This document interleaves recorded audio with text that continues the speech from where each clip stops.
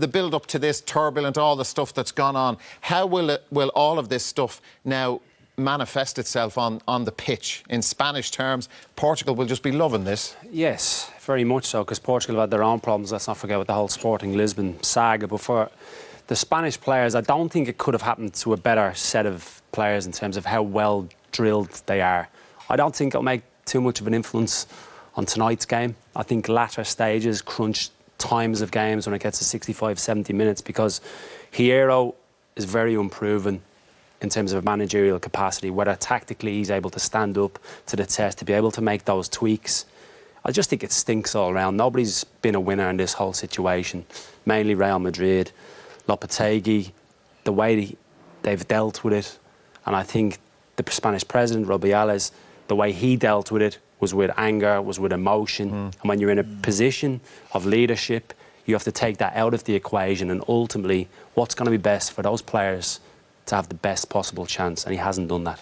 When you look at, Ramos, Piqué, Busquets, Iniesta, the experienced players that are there, is this the sort of group that probably managed itself anyway? I know there's a lot of youngsters that Lopetegui brought through from his underage squads. I think he's been very impressive in the way he's gone about his business. Quite unassuming. He's got them together. They've been through a tough time, let's not forget, going back 2-3 years ago. And whatever he's doing behind the scenes, we know the inter-club rivalry that's settled down in recent seasons, so that hasn't been the reason. It's been maybe come to an end of the year. He's injected that little bit of youth, as you've mentioned. And I think it's going to be a massive loss, I really do, because Hierro, I go back to it, he's very, very unproven. OK. Hierro did say that, Liam, he'd keep things obviously down to, changes down to a minimum, keep doing the same thing that was done. He's been part of the furniture there anyway since around 2010 in the backroom sense. Let's have a look at this Spanish team now. And, is this a team that says to you, OK, he's just done what Lopetegui would have done? Yeah, I think so.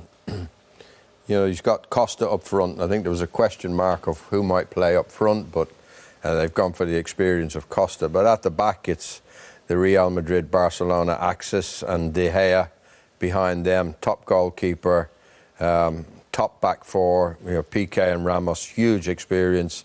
And in front of them, they've got Busquets from Barcelona and Koke from Atletico, who are strong men in the middle of the park. They get their tackles in, and then they give the ball to the better players in the team, like David Silva, Isco, Iniesta.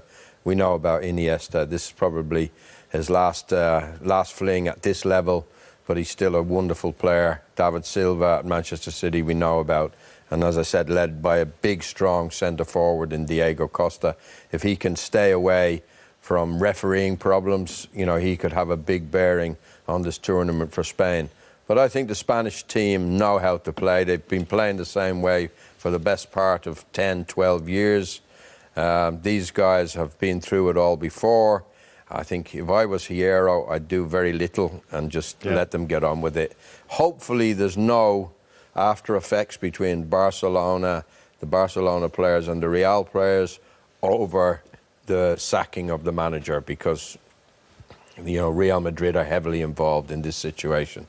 And but I disagree with Keith a little. I think Rubiales, the president of the Spanish Federation, faced very little option but to sack the manager. He was deceitful, and so were Madrid, and they showed no respect for the federation whatsoever, and I think he had to go. Do you want to come back in there, Keith? Well, I just feel, in terms of a leadership role, I'm putting myself in that dressing room, the eve of a World Cup. I don't need this as a player. I really don't need this. And the way that it's been dealt with from Real Madrid and Lopetegui, absolutely, they lit the match. But I do think Rubiales has thrown the petrol on it. I really do. He's taken a moral stance, and in principle, he's absolutely right. But ultimately, it's about this team, and can they get back to what they were doing 4, 6, 8, 10 years ago? Because they've been such a joy to watch for that long, and I wouldn't be happy if I was a player. I wouldn't be happy if I was a player. I certainly wouldn't be happy if I was Rubiales. I think the problem he faced 3 days ago was that he looked bad, he looked undermined, he was clearly disrespected, and his issue would be that he'd have to find a coach to lead the Spanish national team after the tournament. I think he compounded the problems he faced by sacking the manager. There's another thing as well. There was a €2 million release clause, which Real Madrid were prepared to pay, supposedly.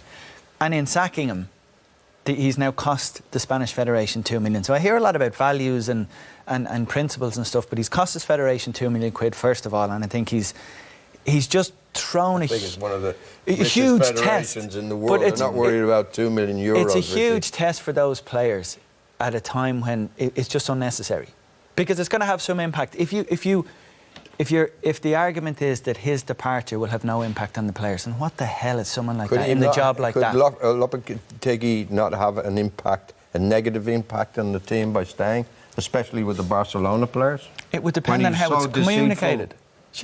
How many times have we seen a manager go into a tournament and every player in the squad knows that it's the final tournament? Bobby Robson did it when Italy night. Exactly. So why would the Barcelona players care? Nobody knew this, because negotiations were all secret and underhand. That's why. And that's why Rubiales faced no option whatsoever. That could have been overcome by communications with the player and the manager and the players, saying, listen lads, this is the situation has changed. I've been offered a dream job. After the tournament I'm going. All hands on deck in the meantime now. All the things we've been working for 2 years, none of that changes. I'm here till the end. Let's go and win the tournament. I think Rubiales should have been notified as soon as Real Madrid started negotiation with the manager, that the manager should have had the decency and respect for the job he was in to tell Rubiales that Real Madrid want me as manager. It was announced, it was just about to be announced before Rubiales knew anything about it. I totally agree, you should have been told, but I don't think it's a absolutely sacking offence and he had no wriggle room whatsoever. That he had no other option than to let him go at this time. Apparently Ramos, on behalf of some players, pleaded with him not to do that. So we don't know the impact of the players. As a PR management or crisis management... I also read that a number of players thought Rubiales was absolutely right. So straight away you have a split. Some wanted it, some didn't. So you have a split in the camp. And we won't know the full impact of this split until post-tournament interviews or autobiographies in 5 or 6 years. Is Real Madrid now bigger than the Spanish national team? I think in Spain, certainly it is. You've got Barcelona fans, you've got Real Madrid fans, as we know, regional fans of whatever club it is. That's their priority, the fans in Spain. Unfortunately, it's very different in our country. Florentino Perez only cares about Real Madrid. It's egotistical. It's all about him, the way he dealt with it, underhanded. I totally agree with what Liam's saying in terms of the way they've dealt with it is nothing short of disgusting.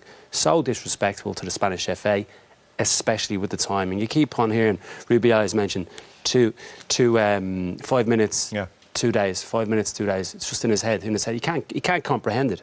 And I do think that he's acted impulsively, and I don't think he's given his squad of players the best opportunity to succeed in this tournament. Well, we'll see how they manage this evening. The world is watching big time.